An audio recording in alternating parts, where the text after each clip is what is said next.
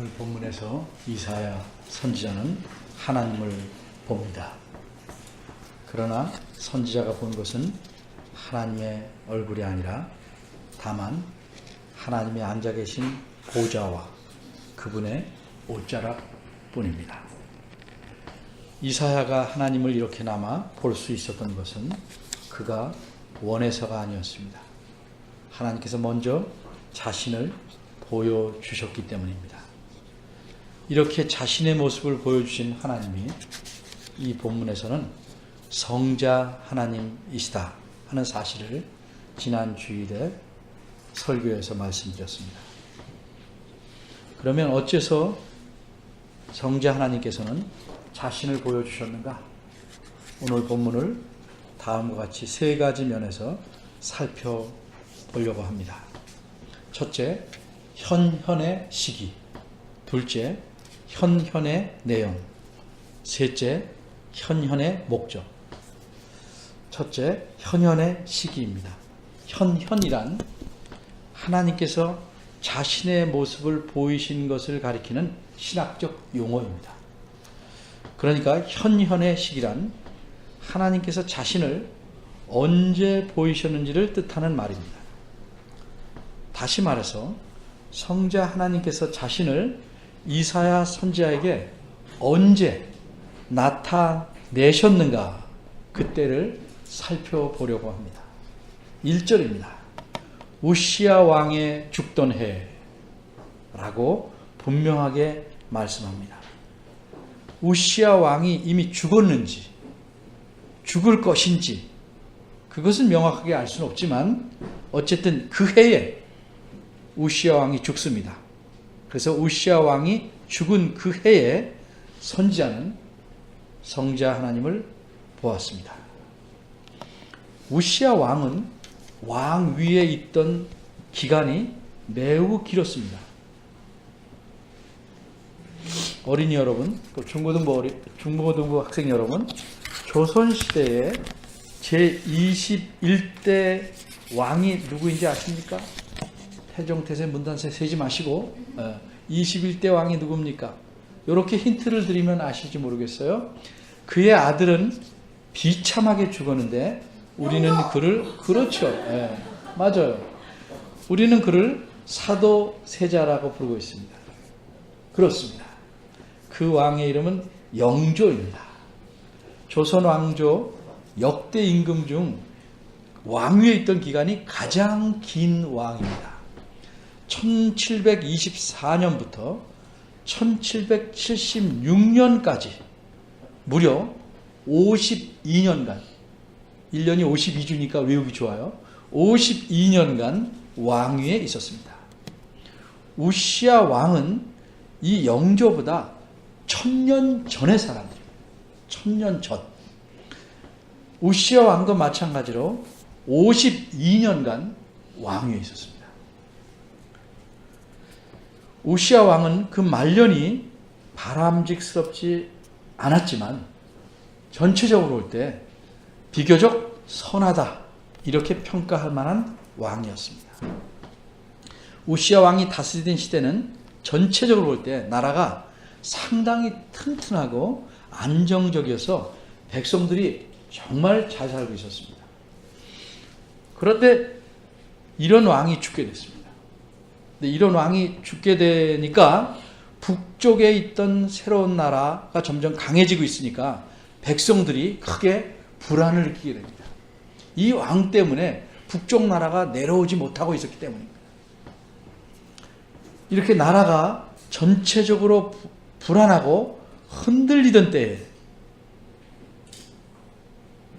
백성들이 불안할 때에 성자 하나님께서 자신을 이사야 선지자에게 보이셨던 겁니다. 왜 이런 때에 하나님은 자신을 보이셨을까? 두 번째입니다. 현현의 내용.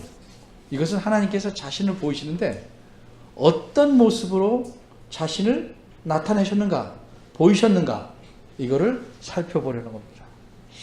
성자 하나님께서는 자신을 어떤 모습으로 보이셨는가? 바꿔 말해서 이사야 선지자가 성자 하나님의 어떤 모습을 보았고 어떻게 이해했는가, 이 점을 살펴보려고 합니다. 선지자는 1절부터 4절까지 오늘의 본문의 5분의 4를 자신이 본 성자 하나님에 대해 묘사하고 있습니다. 1절에서 선지자는 주님께서 앉아 계신 모습을 봤습니다. 높이 들린 보좌, 즉 왕의 의자, 왕좌에 앉아 계시고 그분의 옷자락은 성전에 가득한 모습을 보았습니다.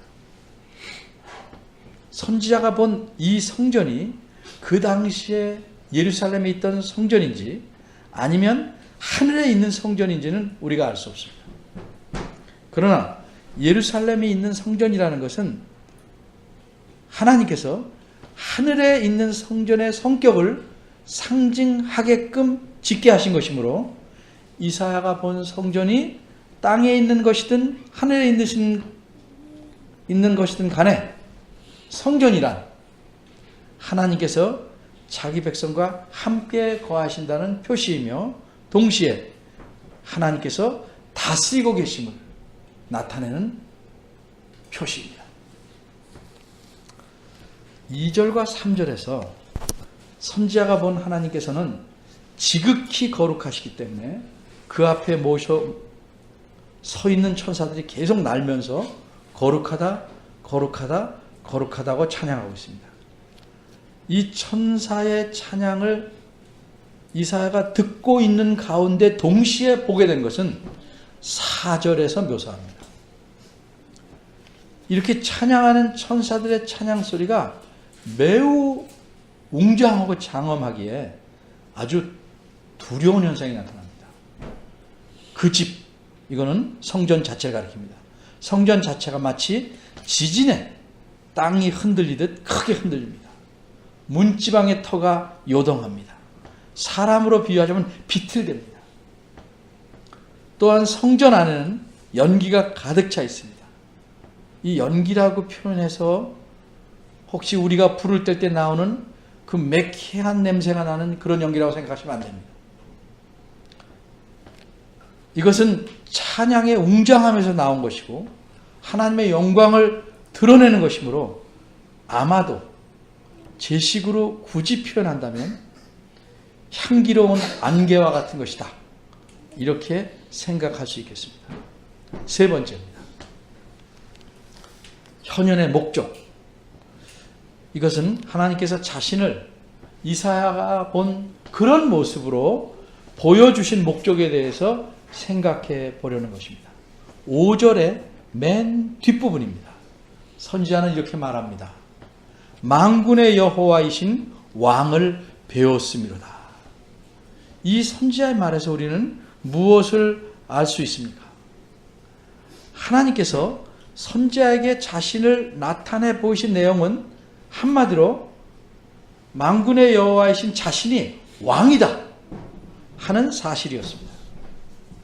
따라서 오늘 본문에서 대조되는 것은 그해 죽게 되는 우시아 왕과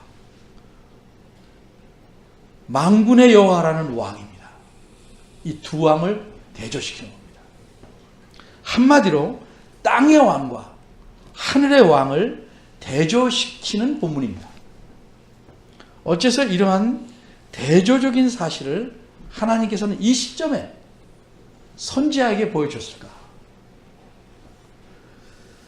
먼저 우시아 왕과 만군의 여호와, 왕이신 왕군의 여호와의 대조가 되는 면 세 가지만을 먼저 살펴보겠습니다. 첫째로 이 두 왕은 시간적으로 대조가 됩니다.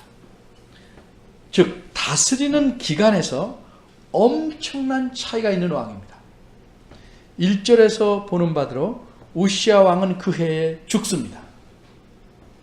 그가 아무리 훌륭한 왕이라 할지라도, 그가 아무리 건강하다 할지라도, 그래서 유다 백성들을 안정적으로 번영을 누리게 한 왕이라 할지라도, 제 아무리 길게 통치한다고 할지라도 50년, 반세기가 넘도록 통치했지만 결국은 죽습니다. 우시야 왕은 자기 백성들의 삶을 고작해야 몇십 년만 책임질 수 있었을 뿐입니다. 왜? 그는 죽기 때문입니다. 반면에 만군의 여호와는 영원하신 왕입니다. 그의 다스림은 끝이 없습니다. 그의 통치는 무한합니다. 여호와는 은혜와 공의로 자기 백성을 다스립니다. 영원히 다스리는 왕이십니다. 이처럼 잠시적인 왕과 영원한 왕의 대조가 본문에 깔려 있는 것입니다. 두 번째는 이 두 왕은 공간적으로 대조가 있습니다. 즉, 두 왕이 다스리는 범위에 있어서 엄청난 차이가 있습니다. 우시야 왕은 땅의 왕입니다. 땅에서 다스리는 왕일 뿐입니다. 그것도 그 당시에 무슨 온 세상을 다스리는 것도 아니고 두 동강이가 난 이스라엘 땅의 남쪽에 있는 조그만 유다 나라를 다스렸을 뿐입니다. 그러나 만군의 여호와는 하늘의 왕이십니다. 여호와께서 하늘의 왕이라고 해서 땅은 다스리지 못하고 하늘만 다스리는 왕이라는 뜻이 아닙니다. 선지자가 본 모습에서 3절에서 드러난 바대로 그분의 영광은 온 땅에 충만합니다. 왜 그렇습니까? 하늘의 왕인 여호와는 하늘에서 온 땅을 다스리는 왕이시기 때문입니다. 온 세상을 다스리시기 때문입니다. 이처럼 하늘의 왕은 땅의 모든 인간들뿐만 아니라 천하 만물을 다스리십니다. 뿐만 아니라 만군의 여호와라는 표현에서 우리가 알 수 있듯이 하늘의 왕은 하늘의 모든 천사들과 세력들을 모두 다 다스립니다.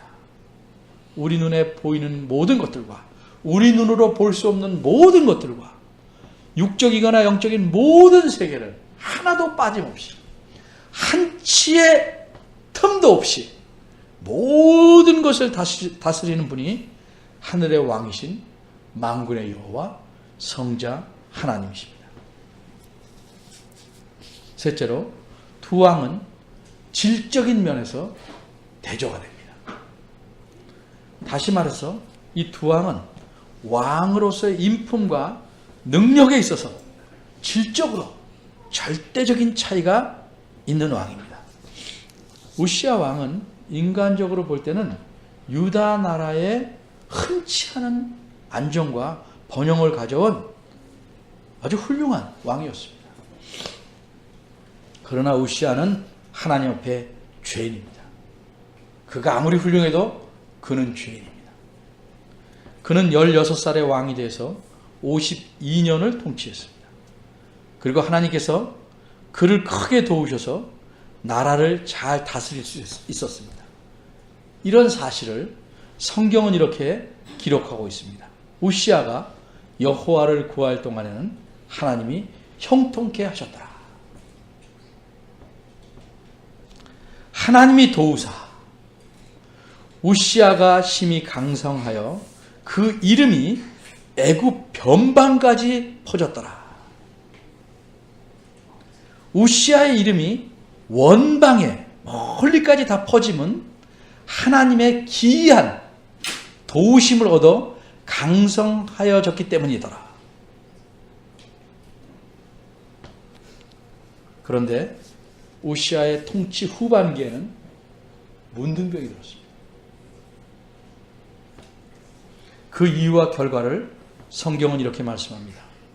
우시야가 강성하여짐에 그 마음이 교만하여 악을 행하여 그 하나님 여호와께 범죄하고 곧 여호와의 전에 들어가서 향단에 분향하려 한지라.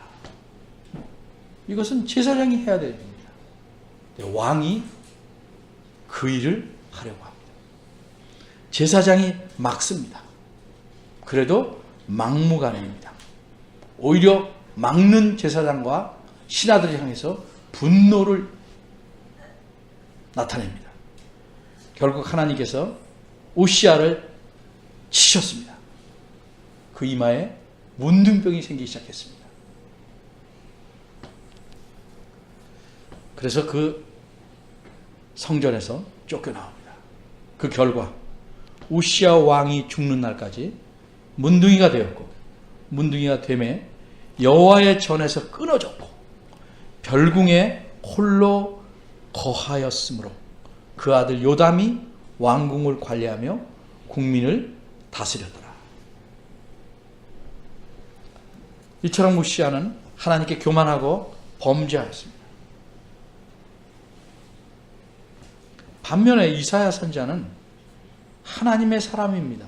우시야보다 훨씬 깨끗한 사람이고 선지자이기 때문에 하나님 말씀에 잘 따르는 사람입니다. 그런 선지자도 하늘의 왕을 뵙자 어떤 반응을 보이고 있습니까? 5절입니다. 이사야는 이렇게 말합니다. 화로다 나여 망하게 되었도다. 나는 입술이 부정한 사람이요 입술이 부정한 백성 중에 거한다. 무슨 뜻입니까? 하나님을 보니 자신이 죽어 마땅한 죄인임을 절로 깨닫게 된 것입니다.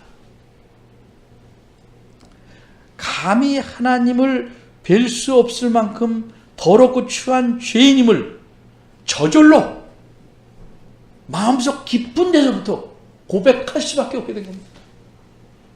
사람이 제 아무리 깨끗하고 정결하다고 해도 지극히 거룩하시고 영광스러운 하나님 앞에서는 그저 온통 더러울 뿐입니다.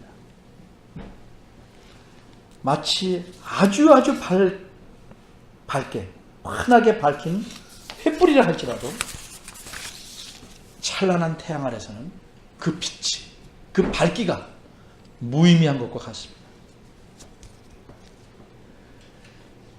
땅의 왕이란 아무리 훌륭해도 죄인일 뿐입니다. 그러나 하늘의 왕은 거룩하십니다. 지극히 거룩하십니다. 땅의 왕이 제 아무리 공의로 다스린다 할지라도 하늘의 왕이 베푸시는 공의와 사랑의 다스림에는 전혀 비할 바가 안 됩니다. 못 됩니다. 이렇게 땅의 왕과 하늘의 왕은 시공간과 질적으로 그 다스림에 있어서 절대적 차이가 있습니다. 이런 절대적 차이를 드러내려고 우시야 왕이 죽던 해에 하나님께서는 이사야 선지자에게 자신이 왕이라는 사실과 자신이 어떠한 왕이신지를 보여주신 겁니다. 그럼 이제 현현의 목적으로 되돌아가서 생각해 보겠습니다. 이것은 하나님께서 자신이 왕이시라는 사실을 보이신 목적에 대해서 생각해 보려는 것입니다. 5절 맨 뒷부분입니다. 선지자는 자신이 만군의 여호와이신 왕을 배웠다 이렇게 말합니다. 이 말을 직역하면 그 의미가 무엇인지 더 분명히 드러납니다. 그의 말은 이렇습니다. 원어의 순서대로 번역을 하면 그 왕, 만군의 여호와를 내 두 눈이 보았다. 목적어가 강조된 문장입니다. 이 문장의 의미는 무엇입니까? 선지자는 물론 그 시대의 사람들은 우시야 왕을 그 나라의 왕으로 생각해 왔습니다. 그것도 통치를 잘하니 훌륭한 왕으로 생각해 왔습니다. 그러기에 우시야 왕이 죽음으로써 생길 수 있는 사회적인 국가적인 불안과 그로 인해 개인에게 미칠 그 개인적인 불안함을 염려할 수밖에 없었습니다. 이런 시점에 하나님께서는 선지자에게 누가 진정한 왕이신지를 보여주신 겁니다. 그리고 이 진정한 왕인 여호와가 얼마나 위대하신지를 보여주신 것입니다. 이 사실을 선지자가 먼저 깨닫고 이런 사실을 백성들에게 알려서 백성들로 하여금 진정한 왕, 하늘의 왕, 하나님을 믿고 의지하며 흔들리지 않고 살기를 바라셨기 때문입니다. 과연 하나님의 의도대로, 하나님의 현현의 목적대로 선지자는 깨달았습니다. 선지자는 5절 하반절에서 그 왕이라는 표현을 먼저 씁니다. 그 왕. 이것은 관사가 붙어서 유일하고 진정하신 왕이다 하는 사실을 표현한 겁니다. 그 왕이시다. 땅의 왕은 제 아무리 위대해도 죽습니다. 땅의 왕은 잠정적으로 지나가 버리는 왕일 뿐입니다. 하나님의 백성에게 진정하고 유일한 왕은 오직 만군의 여호와이십니다. 그 왕뿐입니다. 성자 하나님, 그분이 그 왕입니다. 그 사실을 선지자는 깨달은 겁니다. 그 왕을 내 눈이 보았다. 누가 그 왕인지를 내가 알았다. 그런데 이 하늘의 왕은 어떤 분이십니까? 이 성자 하나님은 자기 백성을 위해, 엄밀히 말해서 자기 백성에게 영원한 생명을 주시기 위해 그들의 죄값을 대신 치르시려고 스스로 사람이 되어 이 세상에 오셨습니다. 그리고 대신 십자가에서 죽으셨습니다. 다시 살아나셔서 하늘의 왕으로 지금은 온 세상을 다스리십니다. 그리고 특별히 하늘로 올라가실 때 이렇게 자기 백성들을 대표하는 자기 제자들에게 이렇게 약속하셨습니다. 볼지어다 내가 세상 끝날까지 너희와 항상 함께 있으리라. 왕의 약속입니다.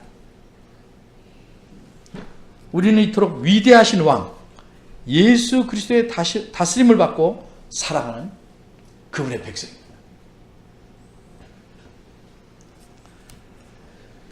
고래 싸움에 새우등 터진다는 속담이 있듯이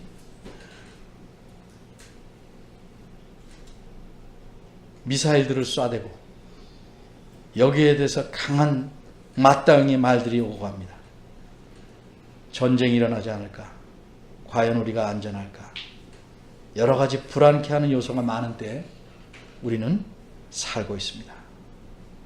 그런데 우리도 하나님을 모르고 살아가는 사람처럼 그렇게 불안에 떨며 살아야 하는가? 이 세상의 사람들은 이 세상의 것들에게 매달려서 안정을 얻으려고 합니다. 많은 물건을 사들게 하고 더 안전하다 생각하는 곳으로 가버리고 이 세상의 방법을 추구합니다. 옛날에 하나님의 백성들도 그렇게 불안한 상황에서 살았습니다. 하나님의 백성이란 예나 지금이나 나그네로 살아가기 때문에 불안정한 환경에서 살 수밖에 없는 것입니다. 그러나 옛날 하나님의 백성은 그렇게 심하게 불안에 떨면서 살진 않았습니다. 오히려 소망을 갖고 살았고 하나님을 믿는 사람답게 믿음으로 살아갔습니다.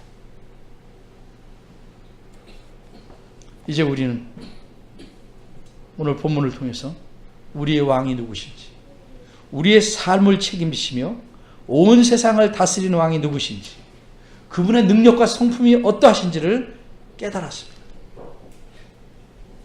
불안할 수밖에 없는 이 시대에 왕이신 하나님께서 주시는 평안, 세상이 알지 못하는 평안을 누리며 살아가는 여러분이 되기를 바랍니다.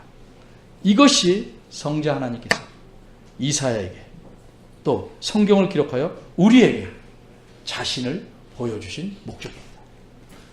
기도하겠습니다.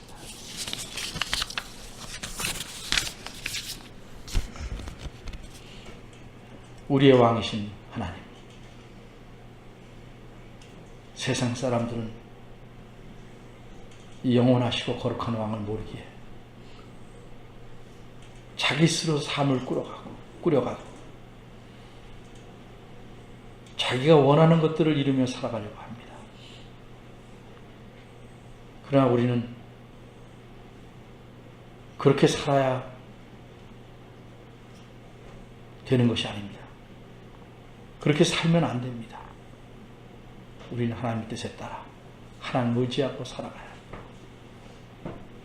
손에 가진 것 없고 우리에게 남아있는 것 별로 없다 할지라도